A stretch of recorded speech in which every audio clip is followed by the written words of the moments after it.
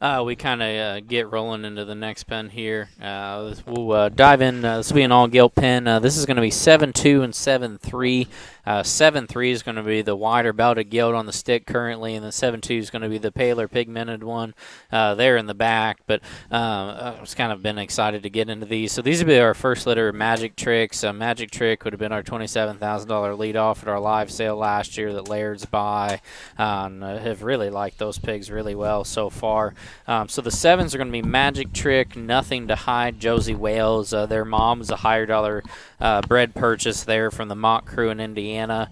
And then their mom's probably more famously known as the littermate, the only littermate sister to Dishman's Barrow in Indy that was 4th overall Dark Cross, and then another littermate won Howard there in Indiana. And I think Gilt Litter won a couple counties there, but 7-2 and 7-3.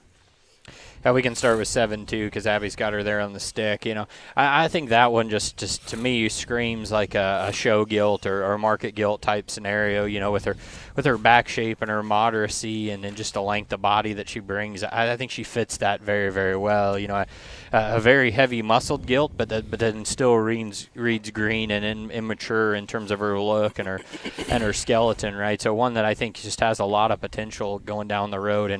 And if you want to feed her for a county show, if you want to feed her for a market show, or like I said, a jackpot show gilt, I think that one fits right there. I mean, so tall-fronted and good-looking, but yet has the muscle and the power, I think, to back things up. So awful nice show gilt prospect there in 2. And we switch over to the wider belted 3 gilt. I think that one just screams a potential in all kinds of different ways, right?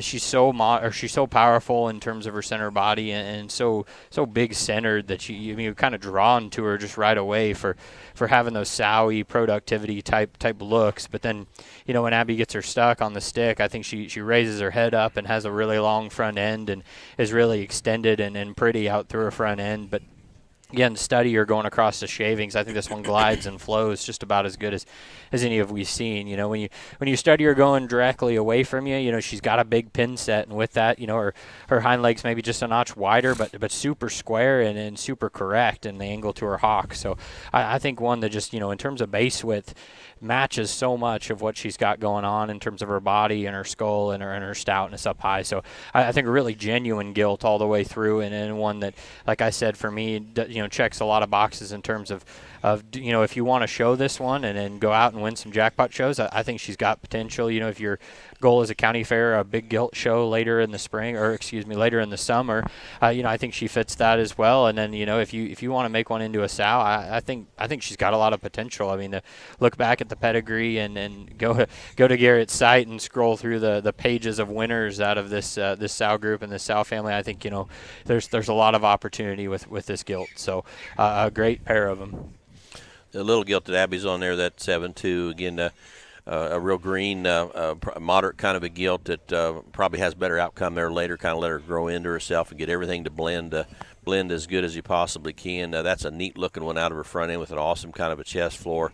Again, very immature, and I think frame size-wise would top out better in that mid-August type of range, in my opinion, kind of where she's at. And she holds everything together on both ends. I don't think there's much management to do on either end as far as structure goes. The bigger 7-3 gilt there, she's proportionate. Everything just fits, and length, depth, and width all in the right proportions, and you don't have to make any excuses for her there in any particular area. She's got a good stout kind of a skull, good jaw line, a really good chest floor, excellent bone kind of a gilt, and she's enough behind, but very manageable behind. I don't think there's really going to be a big deal. You don't just cut her loose on as much protein and additive as you can, but I think just pay attention to hogs every day, and she's going to be a pretty easy one to hold together and take her exactly where you want to that end point about anywhere. I mean, she's got, I think, a very, very wide width. Yep, absolutely. I'd agree, Jim. 7-3, the bigger, wider belted gilt there again. I think show range window fits everywhere. And I guess, guys, if you're watching this, you don't know our program.